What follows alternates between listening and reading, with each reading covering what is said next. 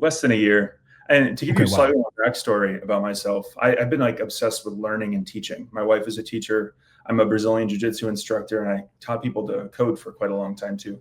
And like one of the things that really stuck with me in that was that a lot of times people want to just throw information at you.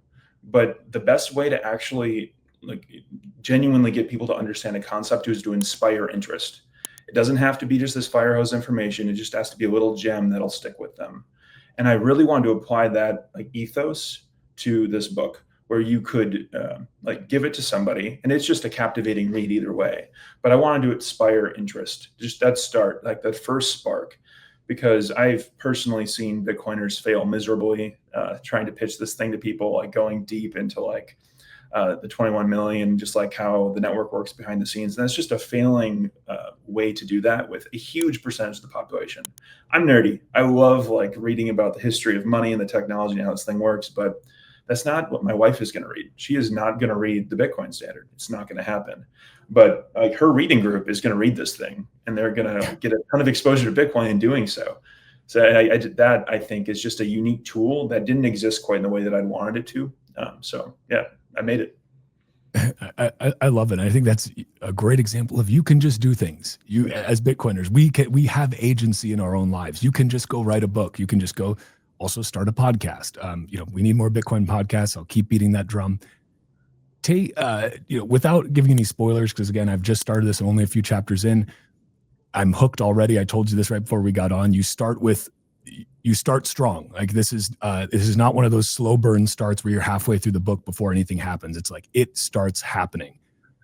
Can you set the stage a little bit for what the book is about, just in a general sense, so people have some idea? So like really exactly what happens up front is two billionaires are speared over the bowl of Bowling Green, or the bronze bull on Wall Street, with 12 seed words carved into them, and just like blood. It's very brutal scene to open up with.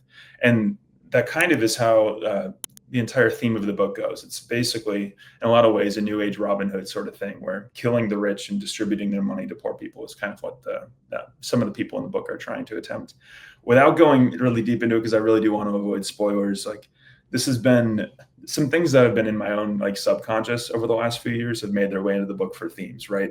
Like even among Bitcoiners, there's a lot of divided groups, obviously, like, this everybody knows with the Knots versus Core stuff going on right now, but even like how optimistic we all are about the world. Like basically these two people believe and use the Bitcoin network, but in very different ways. One trying to use it to take from the rich, give to the poor aggressively and with violence, and one believes in it in more of a hopeful way about the future, in a peaceful way.